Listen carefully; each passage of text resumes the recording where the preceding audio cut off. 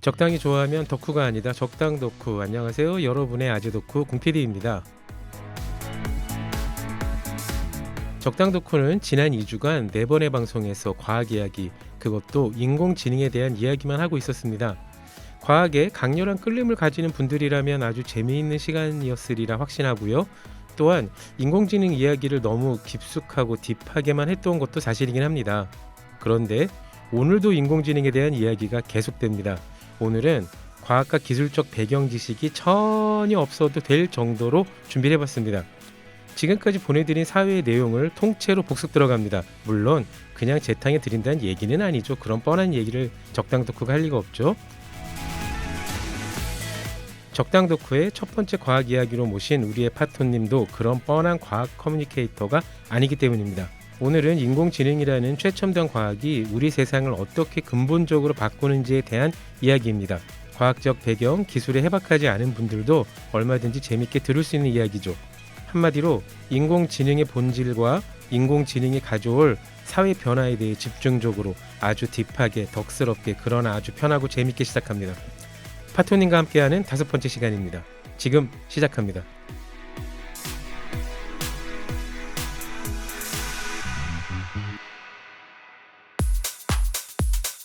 적당히 좋아하며 덕후가 아니다. 적당 덕후 OBS 라디오. 파토님 안녕하세요. 네, 안녕하세요. 네, 건강이 좋아지시는 듯하다가 또 이렇게 피곤과 다크서클이. 네, 그래도 지금 많이 건강이 나아져서 그나마 이렇게 피곤하면서도 뭐 할 수 있는 것이기 때문에 네, 차라리 좋은 상황입니다. 저희 OBS 라디오가 파토님의 피곤을 더해드린 것이 아닌가 조금 약간 후회도 하며 반성도 하며 네. 아니 보통 이렇게 말씀드리면 아닙니다. 그럴 리가 없습니다라고 해주시는 게 인지상정 아닙니까? 아, 제가 아침에 네. 잘 돌아다니는 편이 아니라서 죄송합니다. 피곤합니다, 실제로. 죄송합니다. 제가 괜한 말을 꺼냈고요. 자, 오픈 AI가 놀라운 발표를 했다고요. 어제 놀라운 자료를 하나 보내주셨는데 현재 인공지능을 뛰어넘는 인공지능이 AGI, 그러니까 제네럴 아티피셜 제네럴 인텔리전스라고 말씀해 주셨는데 그것보다 더 뛰어난 초지능 인공지능, 초지능 거버넌스에 대해서 오픈 AI가 언급을 했다고요. 네, AGI가 뭐 지금 실현되고 있는 건 아니고, 아니죠. 네, 이제 몇 년 후에 네. 실현될 거라고 그 데미스 허사비스가 그렇죠. 알파고를 만들었던. 네, 알파고의 아버지가 그렇게 얘기했었는데 네, 불과 한 달도 안 된 얘기고 이것도 그 얘기를 네. 했는데 오픈 AI가 챗 GPT를 만들었던 그렇죠. 오픈 AI에서 초지능 슈퍼 인텔리전스의 출현을 준비를 해야 되고 알파고의 아버지가 얘기했던 인공지능을 뛰어넘는 AGI도 몇 년 내에 가능할지 모른다라고 했었는데 네, 그것도 더 뛰어넘는 게 나올 수 있다는 얘기를 했다고요. 네, 이 슈퍼 인텔리전스 초지능이란 거는 기본적으로 AGI랑 유사한데 네, 그냥 훨씬 더 똑똑한 거죠. 그 AGI가 수제급 뭐 전교 1등 수준이었다면 네, 이 친구는 뭐 나라 1등, 그렇죠. 뭐 지구 북반구 1등 이 정도의 레벨인가요? 네, 그런 식으로 얘기할 수 있을 것 같고 네, 둘 다 이제 범용 인공지능인 건 동일한데 네네. 얘는 더 훨씬 더 똑똑한 친구이고요. 이 초지능 거버넌스라는 얘기는 이 초지능을 어떻게 이제 대책을 세우고 어떻게 이제 그 규제를 하던가 뭐 이런 거버넌스 한마디로 기준을 네. 잡아야 된다. 네네. 네, 이런 얘기를 굉장히 진지하게 했어요. 그러니까 거기에 대한 기준을 잡는다는 거는 뭐 기술적 기준뿐만이 아니라 네. 행정적, 법률적, 그렇죠. 사회적 합의까지 필요하다는 얘기를 한 거잖아요. 네네. 그런데 그 챗GPT의 최고 경영자가 최고 대장이 이런 얘기를 했다는 거는 의외로 빨리 실현될 수 있다는 얘기이기도 하지 않습니까? 네, 이게 오픈 AI 홈페이지를 통해서 아예 공식적으로 정리를 했고요. 아, 기자들한테만 흘린 정보가 아니라 네, 아예 아닙니다. 공표를 한 어나운스먼트군요. 네, 제가 홈페이지 들어가서 직접 읽어봤고, 네, 이 초지능은 이제 굉장히 유용하지만 위험하다. 그렇기 때문에 그걸 지금 준비를 하지 않으면 나중에 이제 통제가 되지 않는 그런 상황이 놓일 수 있기 때문에 물론 이런 분위기로 얘기한 건 아닌데 네. 지금부터 이제 준비를 해야지 이게 원활하게 잘 발전을 하면서 네. 큰 위험을 끼치지 않을 것이다. 이제 이런 내용이었어요. 그러니까 그 사람도 지금 자기가 스카이넷을 만들고 있다는 거는 인정하는 분위기입니까? 모두가 알고 있죠. 네, 그렇군요. 네, 모두가 알고 있고요. 네. 사실은 몇 년 전에 그 일론 머스크가 네, AI가 핵무기보다 훨씬 더 위험하다는 얘기를 한 적이 있어요. 그럼요, 더 위험하겠죠. 네. 핵무기를 AI가 쏘라고 그러면 그만이지 않습니까? 네, 근데 본인도 하고 있다는 점이 좀 그렇긴 하지만 원자력 에너지도 우리가 IEA를 만들어서 네, 네, 관리를 하고 있잖아요. 네, 또 그런 조직도 필요하다. 그래서 이걸 보면서 일단 두 가지 생각이 드는 거죠. 하나는 초지능이 곧 출현하려나 보다. 초진이라니까 얼핏 상상이 안 가. 약간 인간의 영역이 아니라 신의 영역이 아닌가 싶은 생각도 들고. 네, 일단 범용 인공지능인데 아주 뛰어난 인공지능이니까 네. 사실 우리가 뭐 신의 영역이 뭔지 알겠습니까? 인간을 뛰어넘은 신의 영역이겠죠. 근데 전반적으로 인간이 가지고 있는 지능이나 이제 능력이나 이런 것들을 전부 다 뛰어넘는 그런 차원의 문제 해결 능력이나 뭐 네. 이해 능력이나 판단 결정 능력을 가질 수 있을 것이라는 얘기고 10년은 아니더라도 네. 일단 AGI가 나오고 나면 그 다음에 초지능이 나오는 거는 사실 거기서 이제 계속 발전하고 업데이트하는 상황이라고 볼 수도 있거든요. 지금 뭐 미국 상원의원들이 챗GPT에 대해서 네. 우려를 표명하기도 했고요. AI가 강하면 강해질수록 그렇죠. 위험하거나 또 나오고 나면 늦거든요. 그렇죠. 네, 그런 부분들에 대해서 이제 그 중요성을 강조를 한 거죠. 결국은 이제 챗GPT의 아버지가 인공지능이 핵무기나 핵발전소만큼 위험할 수도 있다는 걸 간접적으로 인정했다고 볼 수도 있겠네요. 뭐 직접적으로 인정했다고 봐도 될 것 같아요. 그러니까 매우 간접적으로. IEA의 예를 들었기 때문에 네. 사실은 아주 와닿게 얘기를 한 거죠. 그렇군요. 네네. 다행이라는 생각도 들면서 결국은 이런 인공지능 시대가 본격적으로 이미 시작된 것 같긴 하지만 더 네. 본격적으로 전 세계에 보급이 된다 그러면 기술 선진국과 그렇지 않은 나라들의 격차도 상상할 수 없을 만큼 커질 것 같긴 해요. 그리고 이제 모든 사람에게 액세스가 되는 것인지, 그렇죠. 네, 돈 많고 힘 있는 사람들만 쓸 수 있는 것인지, 뭐 이런 식의 문제들 물론 이제 이 기업들 주로 컴퓨터 기업들은 그런 문제에 대해서 적어도 겉으로는 좀 민감해요. 그렇겠죠. 네, 속으로 무슨 생각하고 있을지 모르지만 그래서 그런 부분들이 비교적 이제 적게 반영되도록 좀 신경을 쓰는 것 같은 모습을 보이긴 하지만 네. 이제 실제 현실이 되면 어떻게 될지 알 수 없고요. 그래서 이런 부분들 준비를 해나가야 되는 상황인 건 확실하고 사실 이런 얘기들이 지금 일주일에 한 번, 2주일에 한 번씩 쏟아져 나오고 있거든요. 야 무섭군요. 근데 이렇게 우리나라는 굉장히 평온한 것 같아요. 뉴스를 보면 이제 그런 뉴스는 거의 없고. 네, 우리나라는 얘기하고 있는 사람들이 아니면 별 얘기를 안 하는 것 같고요. 지금 네. 이 부분에 대해서 우리나라에서 분위기는 저는 어떤 생각을 하냐면 네. 90년대 초반에 컴퓨터가 퍼지던 직전의 상황이랑 비슷한 느낌이 좀 들어요. 아직 임계점이 되지 않았다고 생각하시는 거군요. 네, 국내에서는 적어도 물론 챗GPT 이런 게 좀 화제가 되고 있긴 하지만 세대가 그러시니까 기억하시겠지만 소위 8말 9초에 네, 그렇죠. 갑자기 XT80 이런 네. 소위 IBM 호환 컴퓨터 그렇죠. 이런 게 등장하면서 당시에 뭐 하드디스크 30메가, 램 네. 1메가 네. 뭐 이런 컴퓨터들이 퍼지기 시작을 네. 했잖아요. 그러면서 우리가 이제 집에서 드디어 게임도 하고 좀 이런 시대가 됐는데 페르시아의 왕자. 네.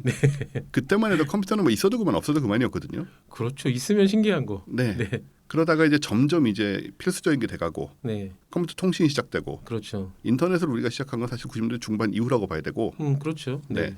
그런 상황들이랑 좀 비슷한 때인 것 같고요. 그리고 그리고 저는 어떻게 느끼냐면 지금 우리 뭐 챗GPT 이런 거 뭐 네. 수천억 개의 파라미터가 있고 뭐 인간과 대화가 가능하다 우와 네. 하고 있지만 네. 방송에서조차 우리도 그러고 있지만 네.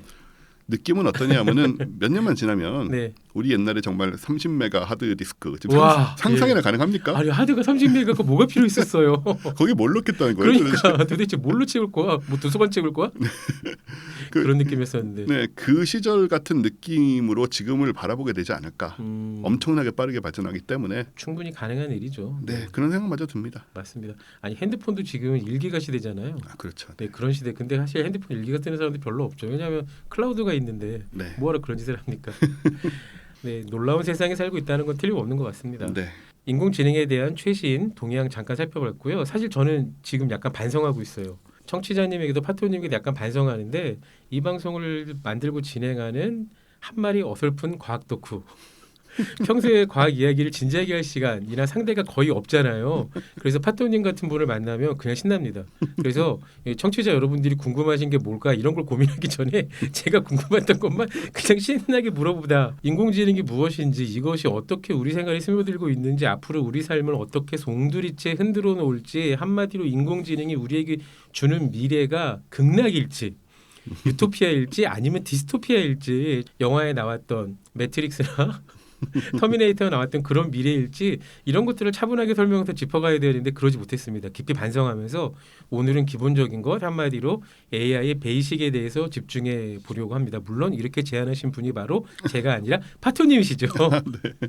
일단은 뭐 저희가 무슨 딥러닝이나 이런 얘기도 했었고 많이 했죠. 네. 그리고 지금 돌아가는 상황도 얘기를 했으니까 네. 그럼 AI의 뭐 배경이라든가 네. 역사라든가 그리고 뭐 사회적인 음. 의미 뭐 이런 것들을 좀 얘기를 하면 어떨까 싶어요. 그러니까 역시 현자, 네.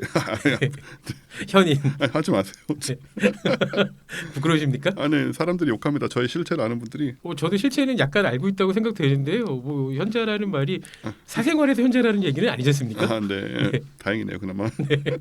네, 인공지능. 네. 네. 언제부터 등장한 건지 일단 영어로는 artificial 말 그대로 인공적인이란 뜻이고 그렇죠. 근데 인텔리전스는 재미있는 게 우리는 보통 지성으로 번역하는데 이럴 때는 또 지능으로 번역을 했어요. 네. 인공지성이란 말은 사실 뭐 되게 좀 있어 보이는 말이고 그렇죠. 있어 보입니다. 네, 지성하면 좀 사람이 많이 갖고 있어야 될 것 같은 네. 그런 느낌이 있어서 아마 잘 안 썼던 것 같아요. 그런 번역어는. 근데 사실 지금은 뭐 그렇게 말해도 큰 문제가 없는 흐름으로 가고 있는데 그렇죠.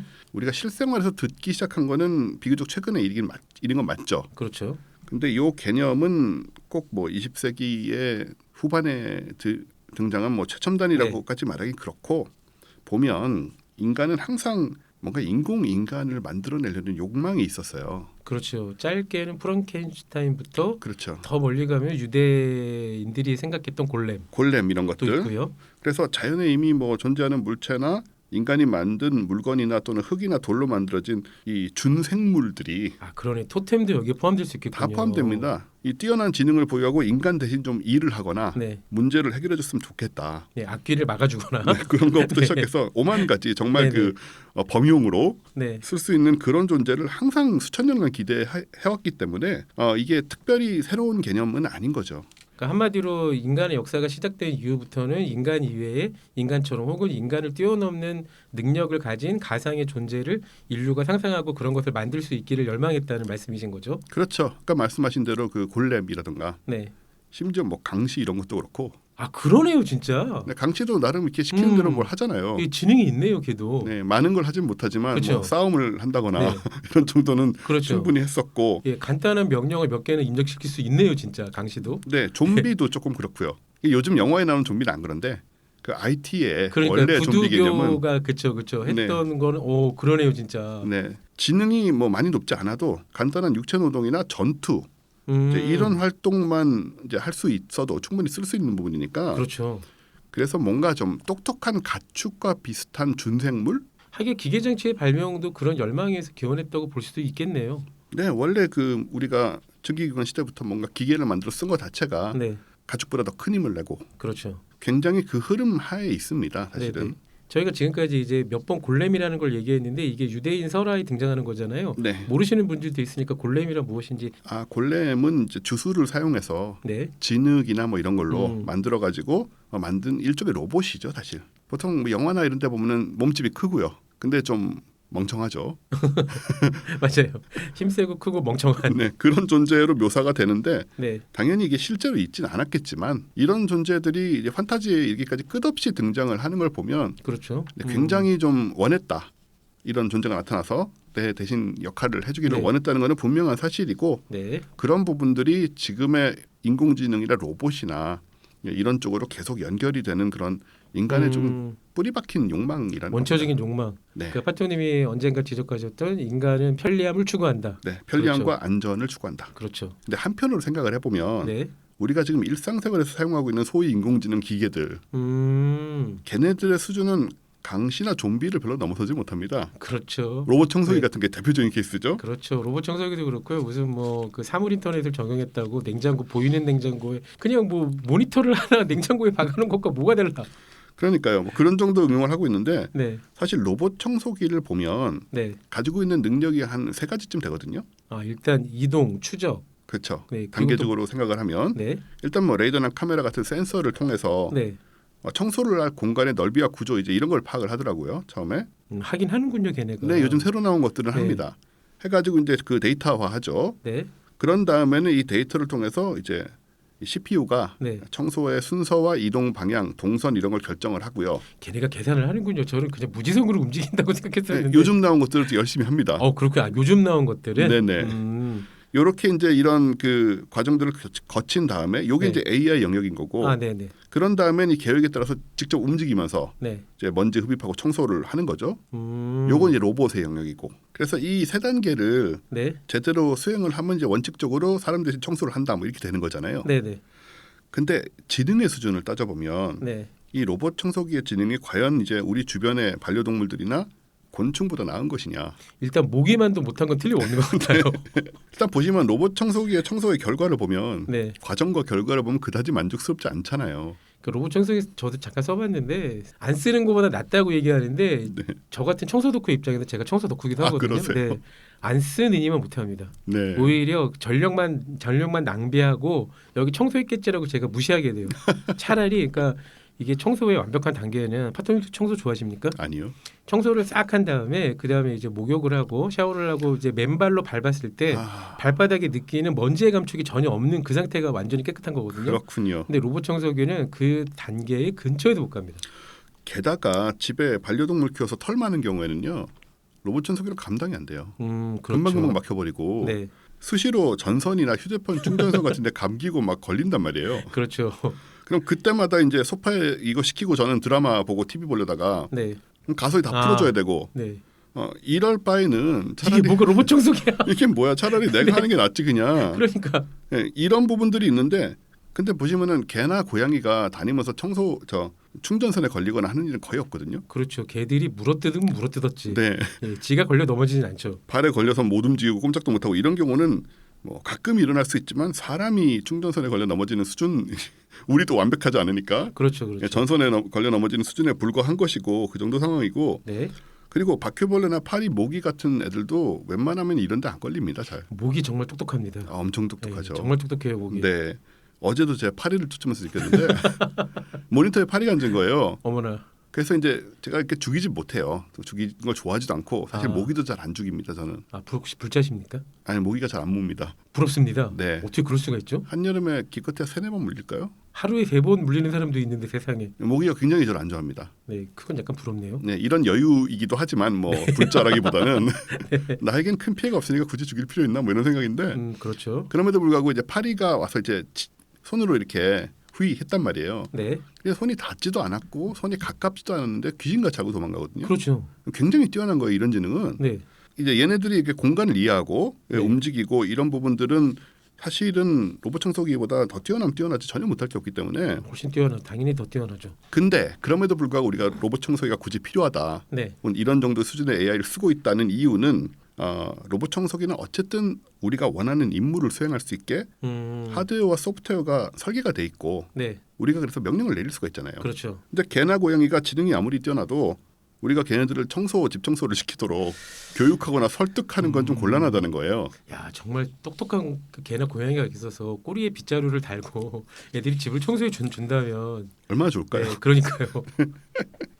보통 개나 고양이는 인간에게 일을 시키죠. 네, 일을 반대로. 해주는 일을 해주는 존재는 아니고요. 네, 걔네들이 우리 집 사줬으면 좋겠는데 우리가 걔네 집 사죠. 네. 그래서 이제 그런 차이가 있는 거죠. 그렇군요. 개나 고양이를 뭐 심지어 돌고래까지 이용해서 무기로 활용하려는 아이디어는 예전부터 20세기까지 나치뿐만이 아니라요. 소련군, 일본군뿐만이 아니라 미군도 이런 시도를 했었습니다. 네, 전쟁사에 많이 등장을 하죠. 예. 근데 처참하게 모두 실패했었죠. 네, 개 이게- 같은 경우에는 그 수류탄을 달고 가겠는데 적 네. 탱크에 가서 이제 사실 자폭을 위해서 그렇죠. 쓰려고 했는데 주인에게 돌아오는 바람에 수류탄을 들고 그러니까 한마디로 그 개나 고양이, 돌고래, 박쥐, 뭐 바다표범 등등에게는 인간의 명령어를 입력할 수 없기 때문입니다.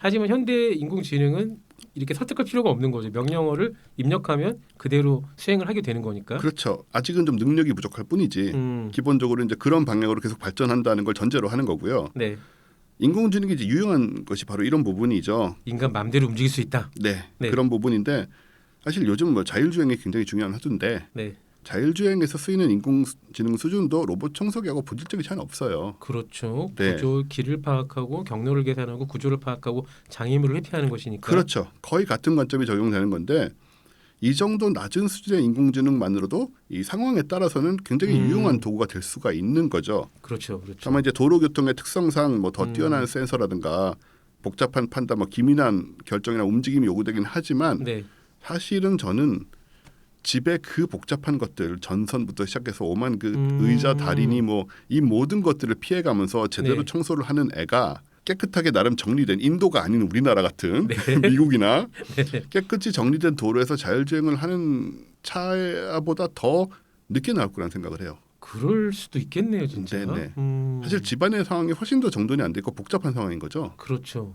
그래서 그런 인공지능의 음. 본질적인 차이는 별로 없다고 보여지고 네.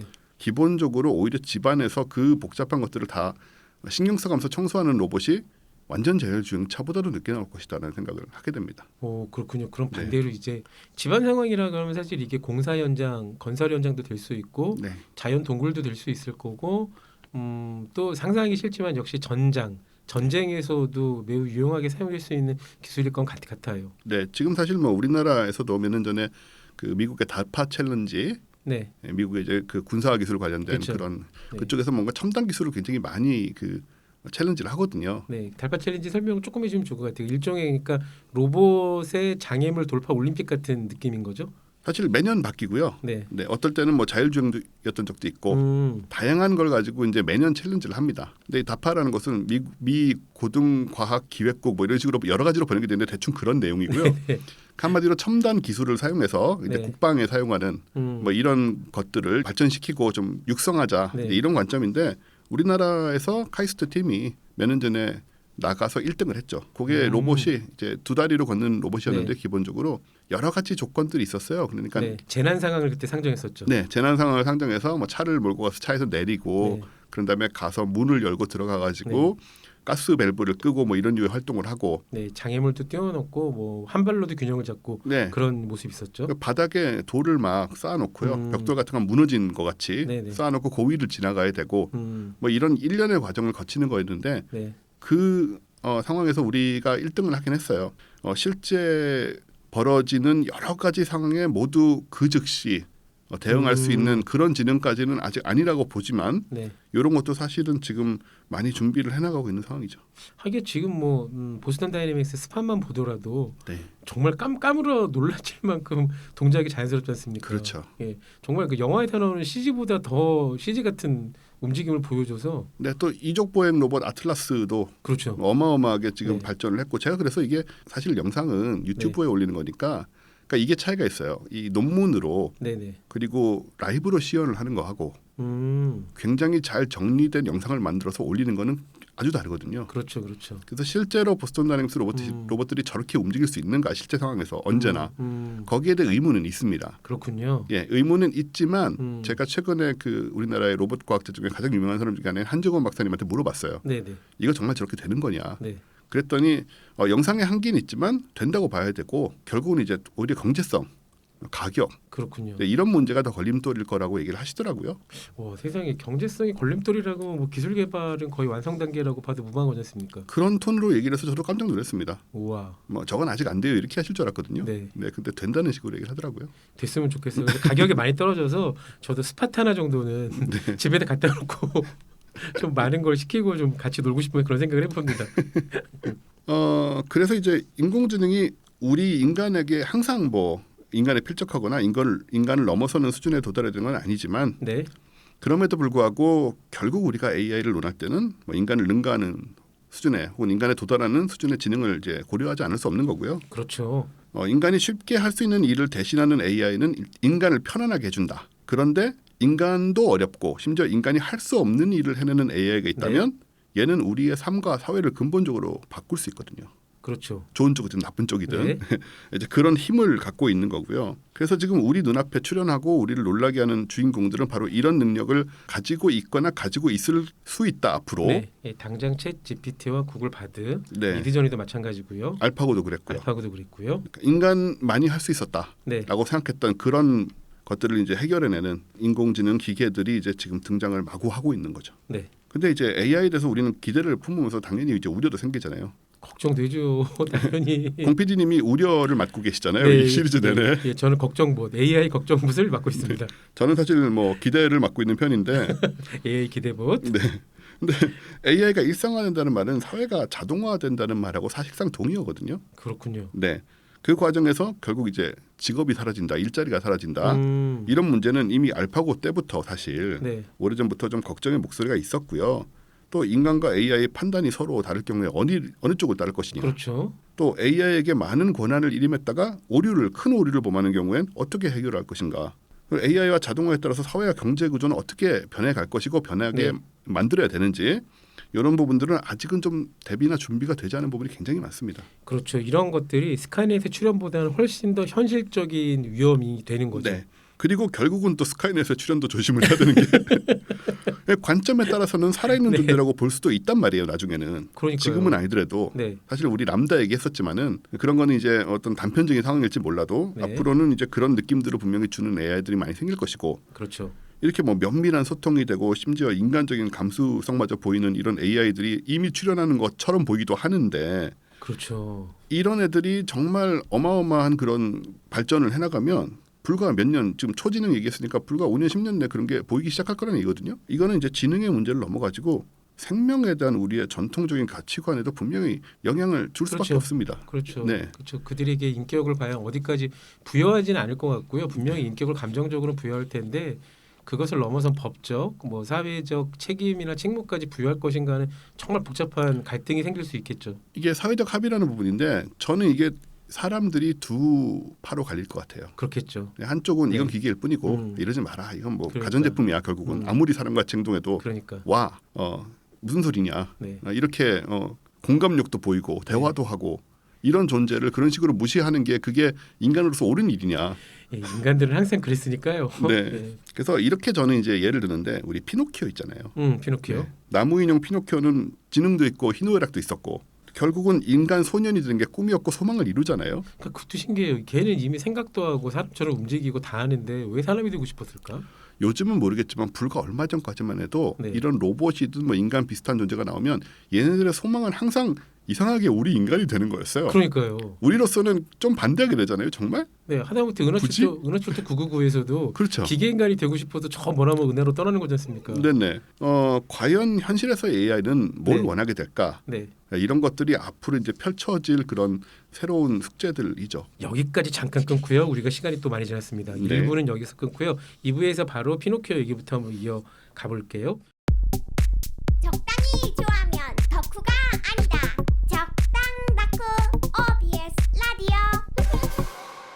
파트너님 저 개인적으로 궁금한 게 있습니다. 네. 항상 파트너님의 신청곡을 보면 무거워요.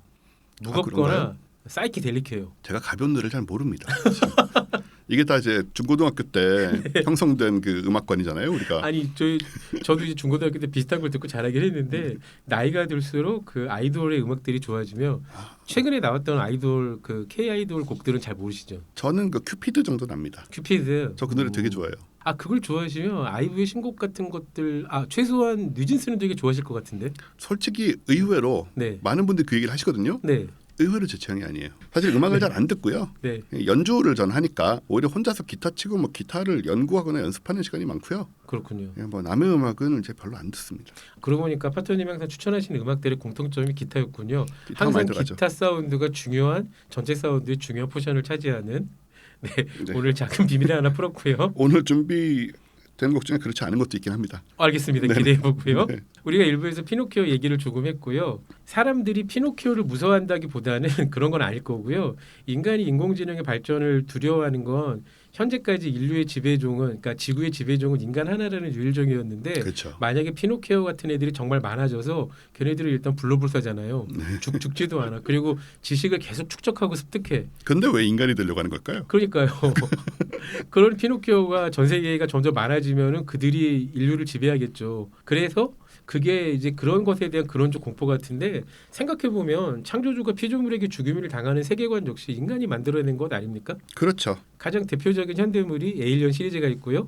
네. 그대로 돌아가도 웨디푸스가 있죠. 그런 게 있죠. 네, 또 이제 사실 프랑켄슈타인 얘기도 그런 건데 그렇죠. 메리 셸리의 그 프랑켄슈타인 그게 1800년대 초반의 소설인데요. 그러니까 굉장히 오래된 소설이에요. 사람들이 20세기 초반일 거 생각하는데 그거보다 100년 더 된 소설입니다. 어마어마하게 발전된 상상력이었죠 당시로서는. 그러니까요. 근데 그 얘기를 보면 원래 원제가요. 프랑켄슈타인이 프랑켄슈타인 or the modern 프로메테우스예요. 그렇군요. 그러니까 프랑켄슈타인 혹은 현대의 프로메테우스.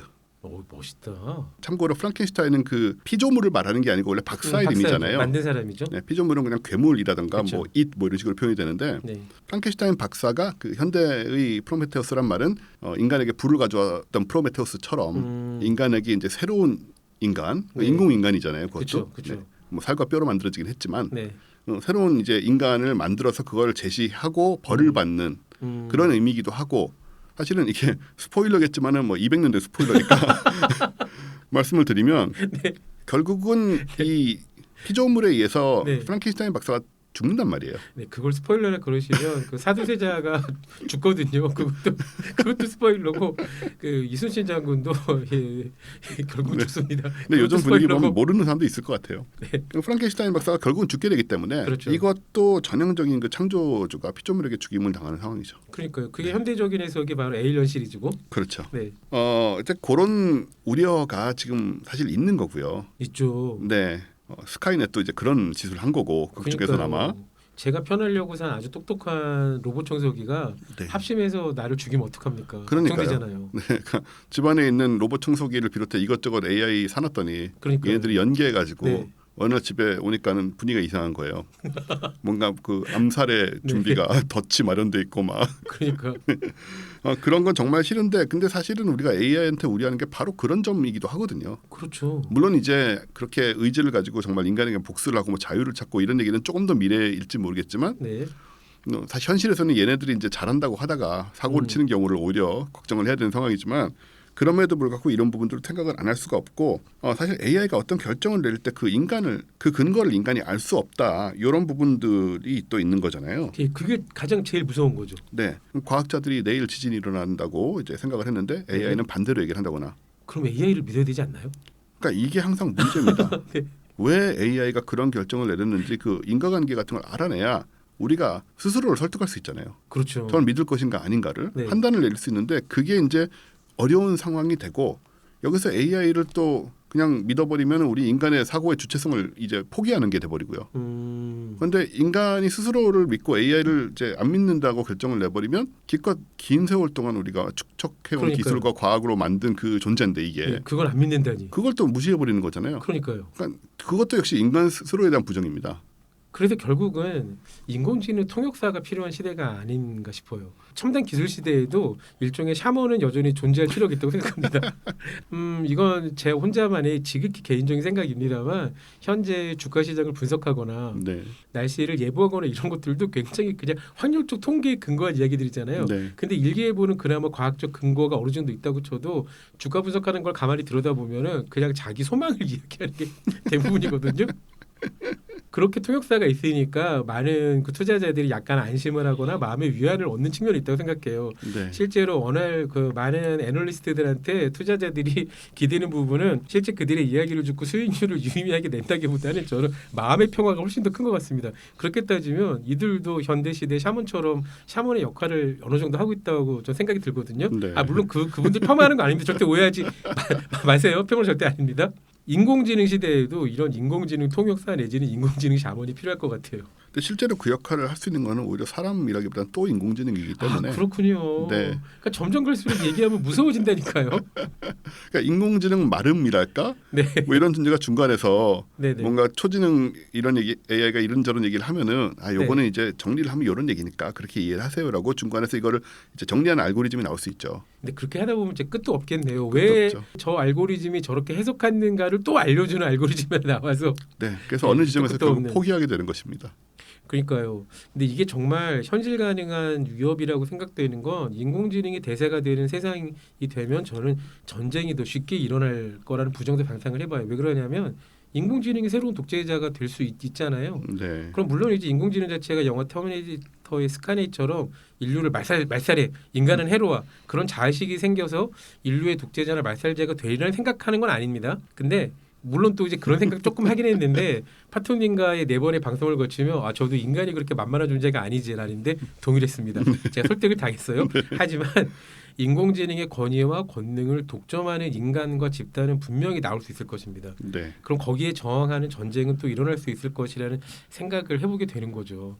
말씀드렸다시피 편리함과 안전을 추구하는 가운데 편리함과 안전이 도모되기도 했지만 네, 끝없이 그것을 위협하는 새로운 변수들이거든요. 갈등이 늘어나기도 하죠. 네. 그래서 AI도 좋은 의미에서는 분명히 우리를 돕긴 하겠지만 네. 한편으로서는 갈등의 소지 그리고 우리가 풀어야 그러니까요. 할 문제를 새로 음. 우리가 만들어낸 건 분명합니다. 그래서 어쩌면 인간들이 현 단계에서 인공지능에게 더 기대하는 건 완벽하게 완전한 기능적으로도 지성적으로도 도덕적으로 완벽한 인공지능을 기대하는 것 같은 생각이 들어요. 결국은 이제 우리 인간이 문제를 해결하지 못한 지 수천 년을 이렇게 살다 보니까 네. 이제 우린 도저히 못하겠고 예, 앞으로도 그럴 것 같긴 하고요. 과거에는 우리가 신에게 의탁했던 네. 그런 부분들을 또 초지능이나 이런 게 등장을 해서 네. 해결해 주기를 바라는 그런 여본이 있는 거죠. 한때는 그게 또 뛰어난 외계인이 와서 뭔가 해주기를 바랬던 것이 있었고 참 인공지능이 많은 부분을 대처하네요. 이거 여담인데요. 네. 제가 이름은 밝힐 수 없지만 한 10년쯤 전에 꽤 유명한 정치인을 인터뷰를 하면서 꼭 이런 걸 질문을 합니다. 근데 외계인이 있다고 생각하시냐? 전혀 다른 얘기를 정치 얘기를 하다가 마지막에 그 질문을 했는데 이분은 있었으면 좋겠다라고 하시고 엄청나게 뛰어난 외계인이 와서 우리 인류의 문제를 다 알아서 해결해 주면 어떻겠느냐 했더니 저는 이분의 성향상 그것은 그러면 안 되고 그건 또 다른 독재일 수 있으니까 그렇죠. 인간 스스로 문제를 해결해야 됩니다. 이런 얘기를 할 줄 알았거든요. 네. 근데 너무 좋다고 와서 좀 해달라고 좀 되게 순진하게 얘기를 하신 거예요. 사실 뭐 이렇게 복잡한 생각을 하신 건 아니고 네, 약간 어떤 사람인지 머릿속에 몇 사람이 쓱 지나가긴 하는데요. 네. 예, 저도 밝히진 않겠습니다. 어떤 그런 염원이 있다는 것입니다. 사람들한테. 그렇죠. 지금 또 AI한테 그런 기대를 하는 거고요. 초월적 존재에 대한 강렬한 소망이 있죠. 네. 또 사실 우리가 이 인간을 닮은 기계를 꿈꿔온 이유들을 네. 앞에서 이제 그런 얘기를 했지만은 네. 일단 뭐 기계를 만들어서 일을 하도록 하자 이런 그렇죠. 거. 부려 먹어야죠. 네, 부려 먹고 그러면서도 좀 윤리적 부담을 갖지 말자. 그렇죠. 돈도 주지 말아야죠. 네, 사람한테 요구하기에는 뭐 불편하거나 부당하거나 심지어 네, 네. 이런 것들을 시키자. 근데 그 와중에 생산성도 높고 경제적으로 이득도 되고 이런 일꾼을 좀 우리가 가져보자. 또 이런 생각도 있는 거거든요. 인간은 욕심쟁이니까. 네, 그거를 이제 아까 잠깐 얘기했지만은 그동안 갖추게 해왔던 거죠. 뭐 소, 말, 개, 고양이, 비둘기 뭐 이런 존재들을 우리보다 뭐 세거나 빠르거나 고양이는 네. 쓸모없다고 하지만 옛날에는 그렇군요. 굉장히- 고양이가 쥐를 잡았었구나. 저기서 고양이 말씀하신 고양이가 어디다 써먹지 이걸 도대체 했는데 그렇군요. 쥐를 잡았구나. 옛날에는 굉장히 중요했어요. 선박이나 그러네요. 혹은 뭐 곡물 창고 이런데 그렇죠, 고양이들이 그렇죠. 꼭 있었고 그러니까 심지어 고양이를 키워서 쥐를 잡은 거는 고대 이집트 때 곡물 창고부터였었죠. 네, 그때부터 시작이 됐고요. 네. 근데 지금은 이제 고양이가 쥐를 잡아오는 게 오히려 안 좋은 부분인데 잡아오지 마 제발. 고맙다고 쥐를 잡아서 네. 같이 먹자고 하잖아요. 미치겠다. 이런 부분들이 이제 우리가 일꾼으로 써먹은 것인데 네네. 중세까지만 해도 이런 가축이면 충분했었죠. 근데 산업혁명이 17세기 일어나면서 이제 우리가 증기기관을 갖게 되고 네. 과거에는 상상도 하기 어려웠던 거대한 힘을 운용을 하게 됐잖아요. 그렇죠. 세계도 단축시켰고요. 네. 그렇게 파생된 힘이나 기술들이 이후에 뭐 기차, 자동차, 비행기 이런 문명의 이기를 낳게 됐고요. 네. 그 과정에서 사실 가축의 역할은 점점 줄어들게 됩니다. 그리고 뭐 말이나 그러니까 실제적인 교통수단으로서의 말이나 뭐 전소그 비둘기 이런 것들은 사실 아무도 쓰지 않죠. 실생활에서는. 이렇게 이제 20세기 초엽까지도 인류 문명이 이렇게 더 강하고 빠르고 더 편리한 기계 가축에서 만족을 하고 있었어요. 그런데 지금은 그런 기계적인 또 기술적인 토양이 만들어진 상태에서 기존의 이런 단순함을 넘어서 네. 더 복잡하고 많은 일을 기계에게 맡기고 우린 좀 쉬자. 네. 편리함이죠. 그러니까 인간은 결국 끊임없는 욕심쟁이네요. 네, 끊임없이 네. 조금이라도 덜 일하려고 네. 하고요. 예. 조금이라도 더 안전하고 배부르게 조금이라도 덜 움직이겠다. 이게 인류의 목표예요. 그냥 그게 그러니까요. 다예요. 네. 분명해. 참 그렇게 생각하면 인간이야말로 단순한 욕망의 덩어리일지도. 네, 개인의 삶은 목적은 뭐 다양할 수 있는데 네. 인류 문명 전체로 보면 현실적인 목적은 정말 계속 얘기하지만 딱 두 가지입니다. 그냥 안전과 편리함. 그 외에 거기서 벗어나는 게 없다라고 그러니까요. 저는 생각을 해요. 네, 이건 뭐 호모사피엔스만이 아니라 네. 인류라고 부를 수 있던 모든 고인류를 통합해서 다 마찬가지일 것 같긴 합니다. 그러니까 사실 그 속에 뭐 몸과 마음의 실질적인 안전함이나 건강이나 네. 경제적 여유나 뭐 사회적 지위, 예측 가능한 미래, 뭐 인프라 그리고 안전망들 뭐 이런 것들 노동의 질과 양 그리고 결과물 뭐 이런 것들이 다 포함되거든요. 그러네요. 그리고 전쟁이나 혁명이나 개혁이나 이 모든 문명사적 이벤트도 사실 그 국가와 종교의 존재 이유조차도 사실은 이 두 가지 영역을 추구했던 결과인 거예요. 그래서 지금은 이제 과학기술의 발전 같은 여건이 갖춰지고 있으니까 네. 인간의 역할을 대신해서 인간이 누리는 안전과 편리함의 수위를 한층 더 높일 수 있는 기계를 빨리 만들자는 이 열망인 것이고 이렇게 비인간 가축의 그러니까 가축의 능력과 쓰임새를 훨씬 넘어서는 저는 이제 제가 만든 표현인데 비인간 인간 이건 사실 비인간 인간 넌 휴먼 휴먼이라는 말을 네. 제가 쓰는데요. 네. 이건 어디서 갖고 온 말이냐면 동물권 계열에서 원래는 비인간 그렇죠. 인격체라는 표현이 있죠. 그렇죠. 예, 넌 휴먼 펄슨이라는 퍼스널리티를 많이 썼었죠. 그 예, 사람들은. 뭐 돌고래라든가 네. 이렇게 매우 지능이 높은 뭐 오랑우탄이라든가 지능이 높지만 그래서 인격체라고 봐야 되는데 사람은 아닌 이런 표현들이 이제 쓰여 왔는데 저는 여기에서 더 나가서 이제 non human human 비인간 인간. 네, 요것이 이제 인공지능 연구의 목표다. 요것을 만들어내는 거. 하기야 기술이 있으면 분명히 그럴 것 같긴 해요. 그러니까 창조주가 영화 에일리언에도 잘 등장했었지만은 창조주가 새로운 피조물을 만드는 거는 거창한 목적이 있어서라기보다는 만들 수 있으니까 네. 라는 게 대부분이긴 하잖아요. 아 그렇죠, 사실. 네. 그렇게 생각하면 창조주들은 대부분 무책임했다. 왜 만들었어요? 그 생각해보면 그렇지 않아요? 엄마 아빠의 나를 왜 낳았어요라고 물어보면 네가 만들어졌으니까. 맞아요. 우리의 목적이 그렇게 대단하게 형이상학적인 것이 아니고. 네, 갑자기 우울해집니다. 하지만 모든 사람은 소중하죠. 아, 네, 그건 여러분은 당연히, 소중합니다. 당연합니다. 그건 다른 얘기입니다. 네. 네. 그래서 이런 사실 비인간 인간이란 게 그러면 새로운 개념이냐 막상 그렇지도 않은 게요. 잘못된 관념이긴 했지만 거의 모든 시대나 모든 문명에서 존재를 했는데 바로 노예가 그런 존재였죠. 아 그러네요 진짜. 네, 우리의 관념 속에서는 적어도 네네네. 어느 사회에서나 노예는 인간과 가축의 중간 정도 지위에 있었고요.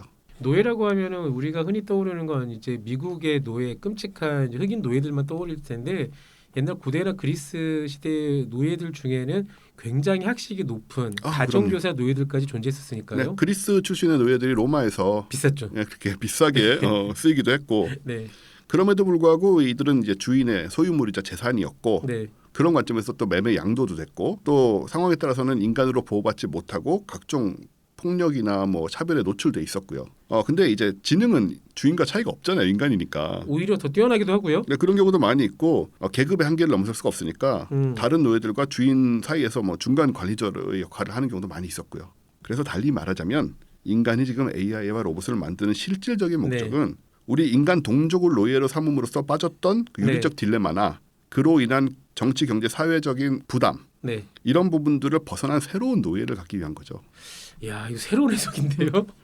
굉장히 새로운, 굉장히 중요한 부분입니다. 신선한 해석인데 우리가 인공지능을 개발하고 인공지능을 탑재한 아주 최첨단의 질 좋은 기능적으로 완벽한 로봇을 만드는 이유는 우리가 노예를 대체하기 위함이다라고 극단적으로까지는 그럴 것 같은데 조금만 더 생각을 해보면 매우 효용성이 있고 유용한 생각인 것 같습니다. 노예라는 지금 표현을 쓰고 있지만 그래서 그 말 자체가 불편하죠. 어감 주체가 저는 반감이 있긴 한데 근데 원리적으로는 그렇죠. 그런 윤리적 불편함에서 해방될 수 있는 그런 존재인 거죠. 로봇이. 하지만 이제 이것만이 이유는 아닌 거죠.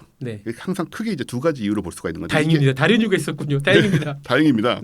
이게 이제 현실적인 이유고. 그러니까는 이제 투자를 우리가 받는다든가 내가 로봇 회사를 하고 있는데 혹은 AI 회사를 하고 있는데 투자를 받으려면 이런 식의 이런 톤은 아니더라도 난 노예를 만들겠다 이런 말을 하면 싫어하겠죠. 하지만은 기본적으로 이런 내용을 이제 얘기를 해야 투자를 받을 수 있는 것이고. 네 맞습니다. 그런데 사실은 이보다 더 철학적인 이유가 있는데 인간의 존재, 우리 자신의 존재와 우리가 가진 한계에 대한 지속적인 불안과 불만 그리고 성찰 이런 거랑 또 깊이 관련이 돼 있죠. 이거 저기 재밌는 얘기 같아요. 이 얘기는 정말 차분하게 천천히 해주셔도 괜찮을 것 같습니다. 일단 인류는 인공지능의 창조주는 맞죠. 그리고 인간이 현재까지 인공지능을 만드는 걸 보면 무슨 거창한 사명감이나 목표가 있어서 만드는 거 아닌 건 틀림없는 것 같아요. 그냥 만들 수 있으니까, 만들고 싶으니까, 만들면 재밌으니까. 그것도 맞는 얘기고요. 근데 이제 정말 이걸 만들어낼 열정과 동력을 끌어내려면 재밌어도 그냥 재밌는 거 가지고는 안 되잖아요. 돈도 돼야죠. 그리고 진짜 재밌어야 됩니다. 미치도록 내 내면과 내 세상을 다 바꿀 수 있다는 믿음을 가질 정도로 재밌어야 되는 거죠. 그럼 약간 예술적 성취하고도 비슷한 맥락이 있겠네요. 비슷하죠. 사실 우리가 뭐 재밌으니까 한다는 말을 굉장히 많이 하는데 진짜 덕후가 되려면 그냥 뭐 일상적으로 조금 재밌고 많은 걸로는 안 되잖아요. 파고 들어야 되고. 그렇죠. 그게 나의 내면을 건드려서 내 내면의 재미있는 부분 중추를 정말 휘젓지 않으면 진짜 덕후가 될 수 없잖아요. 재미 미토콘트리아를 막 자극해야 됩니다. 그래야 돼요. 그런 수준이 돼야 이 복잡한 AI를 만든다는 과업에 뛰어들 수 있는 거거든요. 그렇군요. 그래서 단순 재미는 그 충분한 힘이 되지 않는다. 큰 재미를 원해야 된다. 근데 인간에게 큰 재미란 것은 인간을 벗어나는 거죠, 사실은. 내가 인간의 한계를 벗어나서 초월자가 돼보겠다. 인간으로서 진짜 한번 해보고 싶은 그런 어마어마한 그런 굉장히 가슴 뛰게 만드는 어떤 목표란 말이에요. 마치 지금 우리가 지난 4회 동안은 굉장히 과학적인 이야기만 집중했다가 오늘은 약간 내 사이비 철학 냄새도 조금 나고요. 하지만 여러분 자세히 들어보시면 천천히 들어보시면 이해가 될 수 있습니다. 충격적인 얘기가 좀 더 많이 나올 것 같아요. 네. 그러니까 인간의 심리란 거는 사실은 항상 그랬고요. 모든 사람이 그런 생각을 하는 건 아니지만 네. 이제 이게 저는 이제 어떤 예를 들고 싶냐면 네. 중세의 연금술 예를 들고 싶어요. 연금술이요? 갑자기요? 네. 뭐 연금술은 사실 근대 화학 발전의 토대를 쌓았다는 의미는 있지만 네. 목적은 굉장히 마술적이잖아요. 연금술의 목적은 그냥 금이었지 않습니까? 금이었는데 사실은 이제 그 이상이었던 게 바로 그 부분인데요. 네. 금을 만드는 거는 이익이 되고 네. 흥미로운 일이지만 네. 정말 그 연금술사의 내면을 휘저을 정도의 그런 재미였을까 그게. 아. 그 정도 동기였을까, 그게. 세속적인 동기는 사람을 그렇게까지 끌어내지 못해요. 사람의 열정을. 어쨌건 새로운 물질들을 계속 발견하고 내가 발견하는 것이 아닐까 할 때 얻는 그 순수한 희열, 기쁨들이 있었다는 말씀이신 거군요. 그거보다 더 깊은 부분이 있죠. 어떤 걸까요? 왜냐하면 연금술은 사실 뭐 연금술 이 말 자체가 금을 연성하는 기술이라는 뜻이긴 한데 당시 사람들은 금을 완벽한 물질로 여겼어요. 실제 가장 안정적인 원소죠. 네, 산화도 되지 않고 부식도 네. 되지 않고 변색도 되지 않고 네, 심지어 비싸요. 네, 비싸고 네, 번쩍번쩍하고 네, 네, 태양빛 같은 색깔로 그리고 인체 독성도 없고요. 그러네요. 예, 심지어 인간은 금을 먹기도 하죠. 그냥 먹어도 아무 문제도 없거든요. 네. 그럼 너무 많이 먹으면 물론 좋지 않습니다. 하지만은 또 이거 막 듣고 또 먹어볼까 하고 너무 많이 먹을 정도로 금을 가진 사람도 없을 거예요. 금괴 골드 바를 드시지 마시고요. 일단 여러 훌륭한 성질을 지니고 있기 때문에 그렇게 인정을 받는 건데 네. 그래서 이제 납이나 수은 같은 뭐 좀 싼 금속을 금으로 네, 네. 바꿀 수 있는 방법을 찾으면 기본적으로 이 완벽과 이상에 대한 지향이었기 때문에 연금술이 아, 이 능력을 가지고 다른 금속을 완벽한 금속인 금으로 만들 수 있는 기술을 가지고 인간도 완벽한 존재로 바꿀 수 있다. 연금술이라는 게 그 우주의 비밀과 인간의 비밀을 찾는 그런 종교적 깨달음이나 챌린지 같은 걸로 인식됐을 수도 있겠군요. 당시에 연금술은 완전히 그거였어요. 수준이 높고 고차원적인 그 연금술로 여겨지는 건 항상 이제 이런 거였고요. 그렇죠. 그러니까 삼류나 빗자 말고 소위 말하는 굉장히 공부도 많이 했고 인간에 대한 이해도 깊은 사람들, 그분들도 연금술을 많이 했으니까 네. 그런 사람들의 목적은 좀 더 고상하고 하기야 내가 이미 4대째 6대째 금수저야. 우리 집에 금이 넘쳐나. 굳이 나는 금을 만들지 않아도 될 정도로 먹고 사는데 내가 연금술을 공부하는 건 금을 만들려는 게 1차적인 목적은 아니었겠군요. 네. 그래서 아이작 뉴턴도 사실은 연금술 부분에 저작을 굉장히 많이 남겼어요. 아이작 뉴턴은 위대한 과학자 정도가 아니라 인류의 위대한 스승이겠죠. 당연하죠. 예, 그런 위인까지 죽을 때까지 연금술에 매진했던 걸 보면 연금술이라는 게 중세뿐만이 아니라 근대까지도 굉장히 오랜 동안 식자층에게 깊숙이 뿌리박혀 있던 것이었다라는 생각을 해보게 되네요. 네. 그래서 이제 이 금으로 다른 금속을 금으로 만들 수 있는 기술을 통해서 인간도 이상적인 인간으로 완벽한 인간으로 바꿀 수 있지만 이 사람들은 심지어 우주 전체를 그렇게 바꿀 수 있다고 생각을 했어요. 와, 스케일이 크셨군요, 그분들이. 네, 근데 당시 따지고 보면은 당시 중세의 우주는 지금같이 거대한 건 아니었죠. 뭐 지금 관점에서는 신비주의고 뭐 말도 안 되는 얘기죠. 금은 원소기 때문에 어떤 것으로도 금을 만들 수 없고 그러니까요. 핵 융합을 하거나 지금 관점에서 보자면 잠깐만, 금을 핵융합으로 하려면 굉장히 어렵죠. 그것도. 네, 어이쿠, 네. 또 이론적으로는 가능합니다. 네, 태양이 몇 개가 필요한 거야? 이게. 아니면 뭐 그 중성자를 네. 변형 뭐 이런 몇 가지 방법이 네, 있어요. 네. 있긴 있는데 전혀 경제성도 없고 네. 그 방법을 쓴다고 해서 인간이 와중에 뭐 네. 이상적인 인간으로 바뀔 리도 없고요. 그 정도 문명이 가능하다면 이미 금이 필요 없는 문명일 것 같아요. 그럴 수도 있고요. 네. 그래서 이게 무의미하지만 지금 관점에서는 네. 당시의 시각에서는 이게 신비주의가 아니고 나름 과학이고 굉장히 높은 그쵸. 철학이었던 거예요. 그러네요. 네. 그래서 이거를 추구를 이제 지식인들조차도 유럽의 지식인들조차도 추구를 했던 것이고 네, 네. 이제 이 과정에서 또 중요한 게 뭐냐면 네. 연금술적인 측면으로 이제 인간을 정말 만들어내는 그런 기술도 있었던 거예요. 정말 있었던 건 아니지만 그런 생각을 한 거죠. 그런 상상력의 바탕이 프랑켄슈타인의 기초가 될 수도 있었겠군요. 그렇습니다. 이게 그렇게 뭔가 생뚱맞은 그런 생각만은 네. 아니었던 것인데 전통을 가지고 있는 생각인데 16세기 초에 그 스위스인이었죠. 네. 파라켈수스라는 아주 연금술 유명한 사람이 있습니다. 네. 이 사람이 호문클루스라는 네, 네. 여기저기 많이 나옵니다. 많이 나오죠. 네. 네. 네. 호문클루스라는 존재를 이제 제시를 했는데 네. 이거는 굉장히 황당해요. 말도 안 되는 얘기인데 네. 남자의 정자를 사용해서 작은 인간을 만드는 기술이거든요. 네. 이 정자를 그 말똥 같은 이런 데다가 집어넣어 놓고요. 말똥에 40일인가 이렇게 부패를 시켜요. 네. 그러다 보면 그 속에 뭐 여러 가지 미생물은 많이 생기겠네요. 네. 근데 이 속에 이제 이 사람의 주장에 따르면 네. 그런 과정을 거치면은 이 정자 속에 이제 정자 미인이라고 옛날 사람들은 정자 속에 조그만 작은 인간이 있고 난자는 그냥 일종의 그 요람 역할만 하고요. 아하. 정자 속에 작은 인간이 있어서 이게 이제 인간이 된다고 생각을 했거든요. 이게 철저하게 남성 중심적인 그쵸. 생각입니다. 네. 근데 이제 이렇기 때문에 이걸 이렇게 잘 하면은 여기에서 그 정자 미인이 이제 나와서 네. 얘가 완벽한 인간은 아니지만 작은 인간이 돼가지고 우리가 뭘 시킬 수도 있고 네. 뭐 이런 식의 주장을 한 거예요. 뭐 황당하고 말도 안 되는 얘기고 절대로 성공할 수 없는 방식이지만 그렇죠. 근데 이제 그 당시에 과학기술로 들어보면 뭔가 그럴듯해요. 그 과거의 철학이나 지식을 혹할 것 같아. 예. 예. 과거의 지식이나 철학들을 나름 이제 종합을 해서 이 개념이 나온 거거든요. 그렇죠. 그래서 이런 호문클루스는 아주 작지만 어느 정도의 지능이 있어서 네. 사람이 시키는 일을 할 수 있었고 또 이것도 또 개념이 바뀝니다. 나중에는 세상의 모든 기술과 진리를 알고 있다는 식으로. 그렇죠. 그래서 나중에는 호문클루스가 약간 초인, 네. 진짜 말 그대로 슈퍼맨의 원조격이 되기도 하잖아요. 네. 그래서 이런 식으로 또 중세는 연금술을 통해서 인공인간을 네. 만들어내려고 했던 것이고 네. 이 유구한 전통들이 계속 옛날 골렘부터 시작해서 그렇군요. 계속 이렇게 있고 근데 이제 르네상스 근대를 거치면서 이제 과학기술이 발전하다 보니까 네. 이런 연금술 뭐 호문클루스 만드는 이런 방식 따위는 다행입니다. 점점 설 자리가 없어지게 되잖아요. 네. 근데 그와는 별개로 또 어떻게든 또 인간과 지능과 행동과 모습, 뭐 지능을 가진 존재를 인위적으로 만들기 위한 노력은 계속됐던 것이고 아하. 그 과정에서 나온 게 뭐냐면 오토마톤이란 거죠. 예, 오토마타. 네, 오토마타는 이제 복수형이고, 네. 네. 근데 이거는 이제 태엽과 톱니바퀴로 정교하게 동작하는 인간형 자동 기계잖아요. 그렇죠. 이 보신 뭐 영상 같은데 보신 적 있는지 모르겠는데 17세기 유럽에서 이게 본격적으로 등장을 합니다. 사실은 중세가 끝나고 뭔가 그 마법적인 분위기가 사라지는 그 시점에 네. 싹 등장을 한 거죠. 당시에 이제 정밀한 시계 기술 이런 게 생기기 시작했으니까 그렇죠. 그런 바탕으로 또 가능했던 건데 한편으로는 또 어떤 시각이 있었냐면 당시에 이제 17세기, 18세기, 19세기에 되게 중요했던 그 사상 중에 하나가 좀 기계적 합리론이란 거잖아요. 그렇죠. 그래서 우주나 인간도 톱니바퀴 음. 장치 같은 기계 장치일 뿐이고 기계로 재현할 수도 있다. 이런 인식들이 사실 뭐 데카르트나 뉴턴이나 이런 사람들이 좀 퍼뜨리는 부분이 있습니다. 그렇죠. 오토마톤 조금만 더 얘기 좀 좋을 것 같은데 청취자분들이 상상하기 어려울 수 있겠는데 그거 생각하시면 돼요.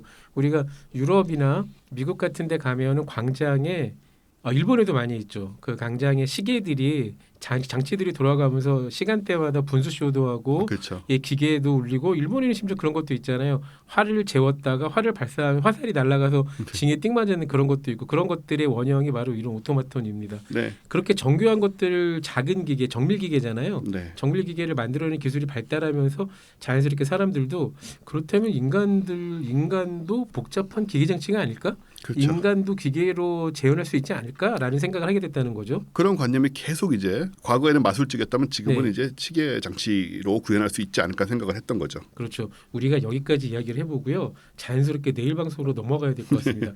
지금 여러분은 과학과 마법과 철학과 역사가 함께하는 적당 덕후를 듣고 계시고요. 저희는 내일 다시 만날게요. 과학이 함께하는 토요일 밤 되십시오. 적당히 좋아요. 누구나 안다. 적당